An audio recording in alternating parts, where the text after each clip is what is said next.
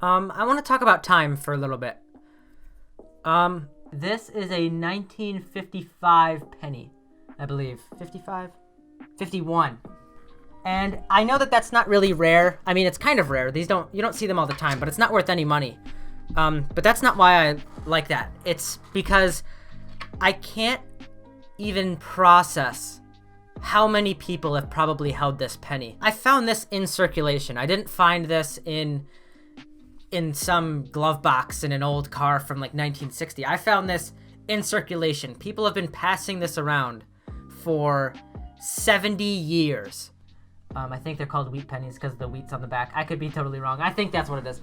To me, it's like this penny has existed in sort of a spectrum of worlds. It's seen so many different things, and it's existed for so many different moments through history. It's the same way with people. It's not just pennies. It's the same way with objects and houses and cars. And I feel like when we're younger, we tend to think of old things and old people as boring or outdated or whatever. But as you get older, you kind of realize the value that these people and things have. And the people are usually extremely smart, and I mean, they're time travelers. They really are. If you think about it, they've just traveled through day by day and experienced each moment one at a time.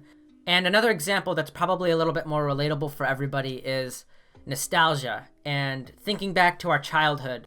That different world. I mean, our houses all probably look different. Our childhood homes were different. Our parents looked different. The things we did on a daily basis were different. Everything was different. It was a different world. You can always go forward, and you go forward one moment at a time, but due to the barrier of time, you will never, ever go back. That's something that really starts to hit you and impact you when you get older. To give a general example, there's the kids who always say, I can't wait to grow up, I can't wait to be older. And everybody says that pretty much. Everybody wants to get older and get those freedoms. But once you become an adult and you progress through that adulthood, you start to look back and you really we seem to forget that you can't go back, and that once you're there, you're stuck in this new world forever, and that new world is going to constantly be shifting into new worlds again. New skyscrapers are going to rise up from the ground, and new cars are going to be built, and new people are going to be born, and people are going to die. And it's just weird because everything is constantly shifting. I don't know, it's just scary. It's scary to think about it because we're sort of on this train ride, and you really can't leave. You can't go backwards, and the train isn't going to slow down for anything. It's just going to keep going and going and going, and one day it's going to fly off the cliff. And I just think that it's very important that we appreciate the moments that we live in.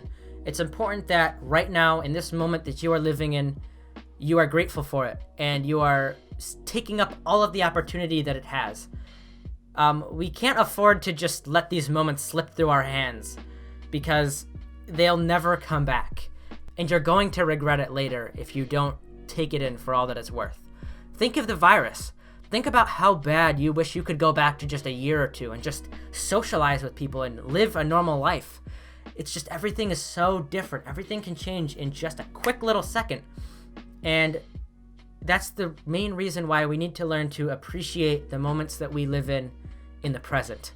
We can't hold on for the future or reminisce of the past all day long. We need to live that day within the day, all day.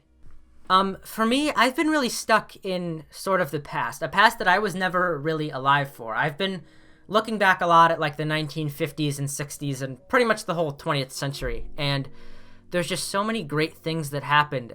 And just even the way people talked in the different movies and the way pictures looked and the way people dressed.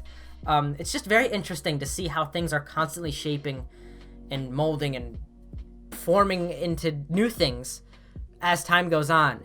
And through me kind of looking back at that old stuff, I've realized that we are currently living in the past. We are living in the future's past. And we're living in the past's future. And when you kind of think about it like that, you learn to appreciate the time that you're living in. Because people in the past used to wonder what the future was going to be like. And look at how lucky we are. We get to live in that future that they were so fascinated by. and they were so excited for this time, and we're in it. We actually get to experience it. We're kind of lucky if you really think about it. And at the same time, there will be bad things that happen in the future to either all of us or to some specific ones of us. It could be you or me. And you will want to come back to this very moment so bad. And look at us. We actually get to do that. We actually get to live in this moment. So I don't know. Lots of crazy thoughts, but cherish the time that you're living in, because there's lots of people who wish they could be living in this moment.